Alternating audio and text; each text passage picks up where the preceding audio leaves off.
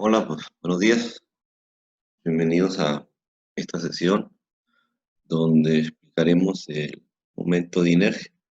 De la semana pasada nos enfocamos en calcular su centroide, el centroide de una figura, donde nos auxiliamos ahí de una tablita para centroides y momentos de inercia. Esta tablita nos va a servir para los dos temas. Entonces vamos a ver lo que es el momento de inercia en la clase de hoy, para complementarla con el tema de centroide, y el examen pues sería el lunes siguiente. Bueno, mire, el momento de inercia es una propiedad que tienen los cuerpos, todos los perfiles cuando lleguen ustedes a estructuras de acero. En esta materia generalmente se va a utilizar mucho este concepto, el momento de inercia que tiene el perfil.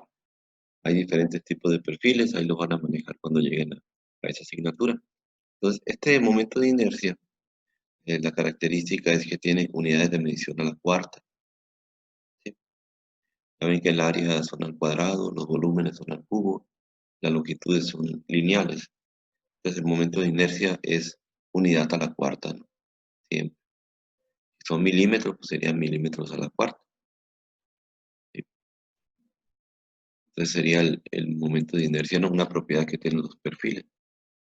Esta tablita, pues ya la tienen ustedes, la descargaron para poder hacer el tema de centroide. Entonces la vamos a ocupar. De este lado están las fórmulas para el momento de inercia, ¿no?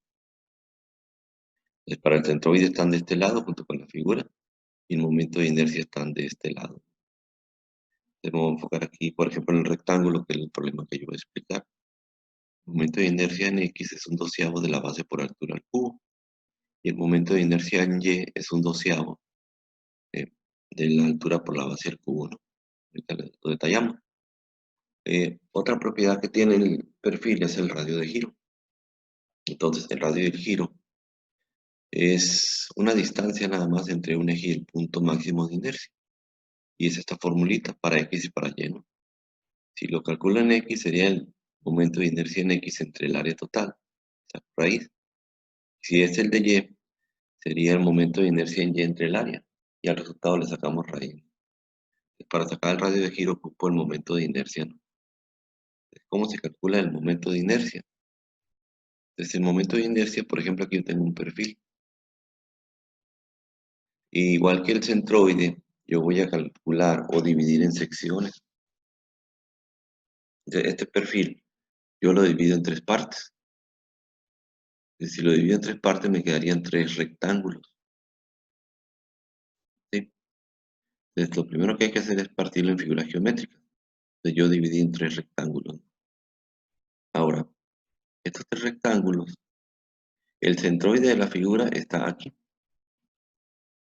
El centroide de la figura está en el centroide de la figura 2, pero el centroide de la figura 1 no está en el centroide principal. Entonces, esta figura 3 tampoco su centroide está en la figura principal.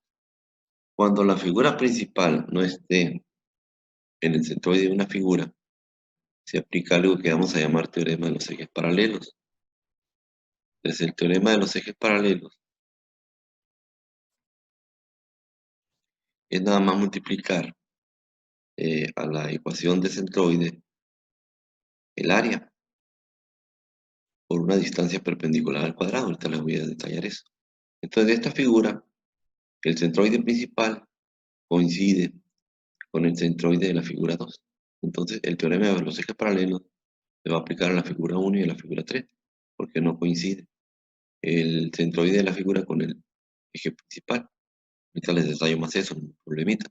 Miren, entonces, para este problema, si yo quiero calcular el momento de inercia, entonces, como ya lo dividí en figuras, figura 1, figura 2 y figura 3, entonces la figura 1 sería un doceavo de la base por altura al cubo. Entonces, mi figura 1 sería un doceavo de la base. ¿Cuánto vale la base? Vale 102, un doceavo de la base.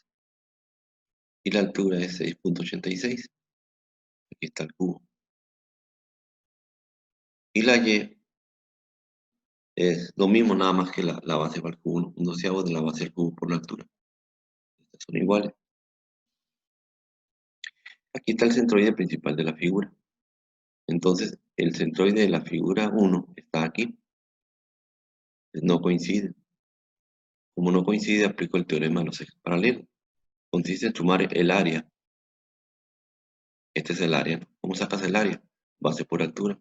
La base por la altura. O sea, 102 por 6,86 por la distancia perpendicular. Como estoy en X, quiere decir cuánto bajo en Y de aquí hasta acá. ¿Cuánto bajas en Y del centroide de la figura 3 al centroide de la figura principal? Entonces, voy a bajar 123,57, es el área por la distancia al cuadrado. ¿Sí? ¿Y qué pasa para la Y? Entonces la Y es un doceavo, cambia la fórmula, base al cubo por la altura, más el área, base por altura, por la distancia en X. Como es en Y, la distancia perpendicular. En X, ¿cuánto tengo que avanzar para llegar al centroide? Aquí está el centroide principal y aquí está el centroide de la figura. ¿Cuánto avanzo en X? A la derecha y ni a la izquierda tengo que avanzar, sino que ahí coincide con el centroide. Es decir, que en la X, aquí está el centroide principal, pasa por el centroide. No tengo que avanzar ni a la derecha ni a la izquierda. Entonces la distancia es cero. Y automáticamente esto se hace cero. Si yo agarro la calculadora y hago la operación, un doceavo de la base por altura al cubo, más el área por la distancia perpendicular al cuadrado, me da este valor. Si yo agarro la calculadora y hago lo mismo para y, bueno, esto automáticamente se hace cero, ¿no? Entonces nada más sería esta operación, doceavo de la base al cubo por la altura y me da este valor. Aquí le puse que la figura 1 es igual a la figura 3. No lo tengo que hacer dos veces. Como son simétricas, lo que me dé en mi figura 1 me va a dar en mi figura 3. Ahora me falta calcular la figura 2. De la figura 2, el centroide pues coincide con el eje centroidal. Entonces, aquí no aplico el teorema de los ejes paralelos.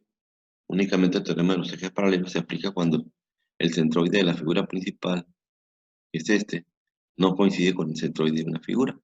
En el caso de la figura 1 y figura 3. Y entonces el centroide principal generalmente va a coincidir nada más con una figura, ¿no? Donde esté el centroide, ¿no? Las otras figuras voy a aplicar el teorema de los ejes paralelos.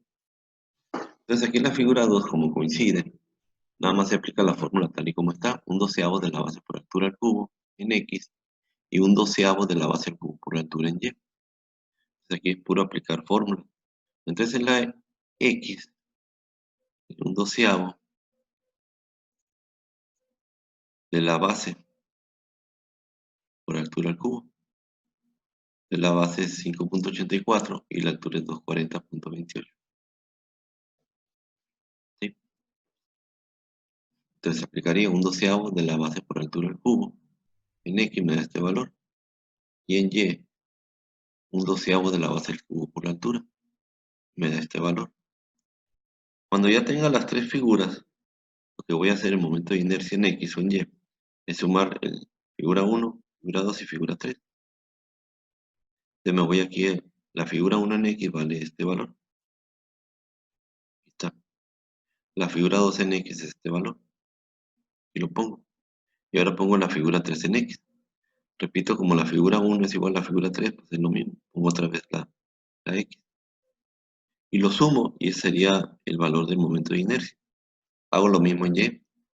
Saco el momento de inercia en Y de la figura 1, lo pongo. Luego el momento de inercia en la figura 2, lo pongo. Y luego el momento de inercia en la figura 3 y lo pongo, ¿no? Y me da este valor. El momento de inercia son cantidades muy grandes. Aquí me da 28 millones, aquí me da 1 millón. Siempre son cantidades muy grandes en el momento de inercia. Entonces, repito, momento de inercia es una propiedad con unidades a la cuarta. A veces se aplica el teorema de los ejes paralelos. Ese radio de giro lo vamos a ver mañana. Entonces yo dividí en tres figuras. ¿Sí? Entonces, aquí lo interesante es aplicar el teorema de los ejes paralelos. Miren, dividí en tres figuras. La única figura que va a coincidir con el centroide es la figura 2. Aquí está el centroide, es mi figura 2. Quiere decir que en las figuras restantes, o la 1 y la 3, tengo que aplicar el teorema de los ejes paralelos. Y en la figura 2 no, porque es la que coincide. Entonces son puros rectángulos. Se mueve a la tablita y aquí en el rectángulo la fórmula es en x un doceavo de la base por altura al cubo y en y un doceavo de la altura por la base al cubo. Nada más intercambio los cubos. Entonces divido en secciones. Aquí está la figura 1, que es igual a 3. En la figura 1 la base es un doceavo de la base, que es 102 por la altura, que es 6,86.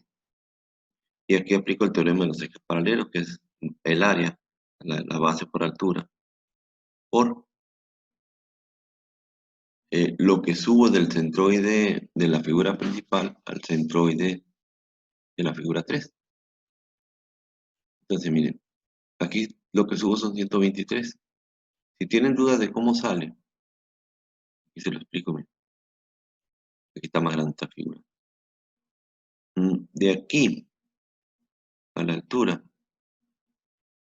son 120,14. O sea, la mitad de esto, de todo esto, son 120,14. Aquí. ¿Cuánto me falta por subir para llegar al 6,86? O sea que no es 120,14 de aquí hasta el fondo, no, 120,14 de aquí a aquí. Entonces me falta un cachito para llegar al centroide. Y ese cachito es la mitad de 6,86, que son, vamos a dividir entre 2, 3,43. O sea que al 120,14 le sumas el 3,43 para llegar a la mitad de esta figura. Y me da el 123,57, ¿no? Entonces, para calcular la distancia, ¿no? Como es en X, busca la distancia perpendicular, cuánto bajo en Y. Y cuando es en Y, sería la misma forma, un doceavo, nada más que la base es la que se eleva al cubo por la altura, más el área por la distancia. Como es en Y, es en X. Entonces, ¿cuánto camino en X a la derecha o a la izquierda? Pues no camino nada. ¿Por qué? Porque generalmente aquí sí coincide el centroide, ¿no? Derechito. Y te voy a explicar un problema donde no coincida. Entonces, ya que tenga las tres figuras, nada más las sumo. Las 3 para X me dan el momento de inercia en X y las 3 para Y me da el momento de inercia en Y. Y serían milímetros a la cuarta. Entonces, si se dan cuenta, aplico algunas cositas de centroide, ¿no?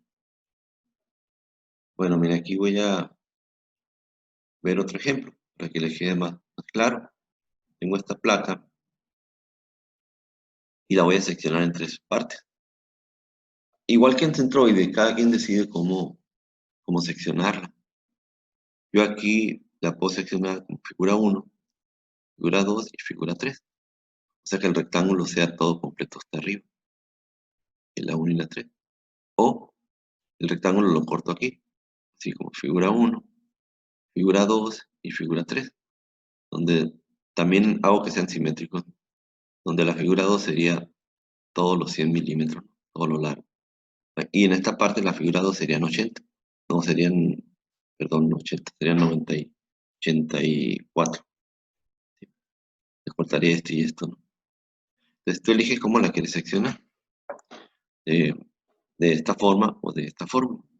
Sin importar cómo las secciones, al igual que en centroide, el resultado va a ser el mismo. Pero los resultados parciales van a ser diferentes, ¿no?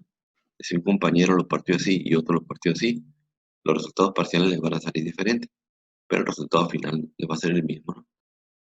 Entonces, miren, para esta figura yo voy a elegir separarla de esta manera. Repito, no es la única, ¿no? Entonces, ¿cómo calculo el momento de inercia? Bueno, la figura 1 es igual a la figura 3, son simétricos. Luego, lo que haga con esta va a ser lo mismo con esta. Entonces, la fórmula es igual, la misma, un rectángulo, un doceavo de la base por altura al cubo. Entonces en X, la figura 1 sería un doceavo de la base por altura al cubo. La base es 8 y la altura es 40. Y en la Y es lo mismo, nada más que la base es al cubo, un doceavo de la base al cubo por la altura. Más, como en la figura 2 aquí está el centroide principal, y la figura 2 va a coincidir con el eje centroidal. Entonces la figura 1 y 3 no van a coincidir. De donde ponga el centroide, nada más una figura es la que va a coincidir. El resto de las figuras pues no coinciden y se aplica este teorema de los ejes paralelos. Voy a volver a explicar que consiste nada más en sumar el área. El área es base por altura, 8 por 40, y aquí también es 8 por 40. Lo que cambia son las distancias perpendiculares. Cuando es en X, busca la distancia en Y. Entonces me pongo aquí en el centroide de la figura 1. La figura 1 está aquí a 40, quiere decir que está a 20. En Y no. Entonces, ¿cuánto subes en Y si estás a 20 de aquí al centroide de la figura principal? Entonces lo que subes son la mitad de aquí hasta abajo son 20. Y como el centroide vale 8, entonces lo que baja de aquí al centroide son 4. Entonces a 20 le quito este 4 y me quedan 16. 16 es lo que bajo o lo que subo del centroide hasta el eje centroidal, ¿no? Desde el centroide de la figura 1 hasta aquí hasta arriba son 40. Pero tú quieres llegar al centroide, entonces el centroide está a la mitad, que es 4. Le subes 16. Eso es lo que yo tengo, ¿no? Y para el momento de inercia en Y, aquí estoy en el centroide. Ahora es en X. ¿Cuánto camino en X de este centroide? Que estoy a la mitad. Si todo es 8, la mitad de aquí para acá son 4. Entonces de aquí, la figura, me quedaron a mí eh, la mitad, viene siendo 42. Quiere decir que de aquí a aquí son 84.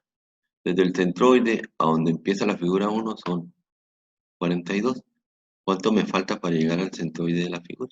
Me faltan 4, que todo vale 8. Entonces serían, a 42 le sumo 4 y llego aquí y serían 46. Entonces aquí es donde se confunden un poquito en cómo calcular la distancia perpendicular. La fórmula es muy sencilla, un doceavo de la base por altura al cubo y un doceavo de la base al cubo por la altura, más el área en ambos casos, que es la misma área. Aquí nomás lo que cambia en X y Y es que aquí la altura es al cubo y aquí la base es la que va al cubo. Entonces aquí, como es en X, la distancia es perpendicular en Y. Entonces aquí me pongo en el centroide, entonces para calcular el X, ¿cuánto subo en Y? Si todo vale 20, de aquí para acá vale 20, entonces le quito el 4 que me falta para llegar y me quedan 16. Y para calcular en Y cuánto camino en X de aquí al centroide. De aquí para acá son 42, le sumo los 4 para llegar al centroide y me da 46, ¿no? Hago la operación y me queda este valor en X y este valor en Y. Ahora me voy a la figura 2. Aquí en la figura 2, pues el eje centroidal coincide con el centroide de la figura 2. Entonces no aplico aquí el teorema de los ejes paralelos. Entonces sería aquí, pues, un doceavo de la base son 84, por altura al cubo, que son 8 al cubo, y me da este valor. Luego me voy a la Y, que es un doceavo, pero ahora la base es al cubo, por la altura, y me da este valor. Entonces, para calcular el momento de inercia, sumo las tres en X. La figura 1, aquí está, la figura 2, aquí está, y la figura 3. Como la 1 es igual a la 3, pongo otra vez lo mismo. Hago lo mismo en Y, la figura 1, figura 2 y figura 3. Lo sumo, y este es el momento de inercia, ¿no? En X y Y. Por aquí es coma, ¿no? Y sería el procedimiento para poder calcular el momento de inercia, ¿no? Primer paso, secciono en figuras geométricas conocidas, sin importar cómo lo dividas. Buscas qué figuras son simétricas, aplicas el teorema de los ejes paralelos cuando se requiera, cuando el eje centroidal está en el centroide de la figura, pues no se requiere, y haces la sumatoria de X y Y para llegar al centroide, ¿no? Entonces, sería el procedimiento, jóvenes, para calcular el momento de inercia de una figura, ¿no? Repito, este procedimiento lo van a ocupar mucho en la materia de estructura de acero, ya que en todos los perfiles se requiere calcular el momento de inercia y el radio de giro, ¿no? El radio de giro lo pienso explicar la clase de mañana para que estén atentos a esta explicación, ¿no?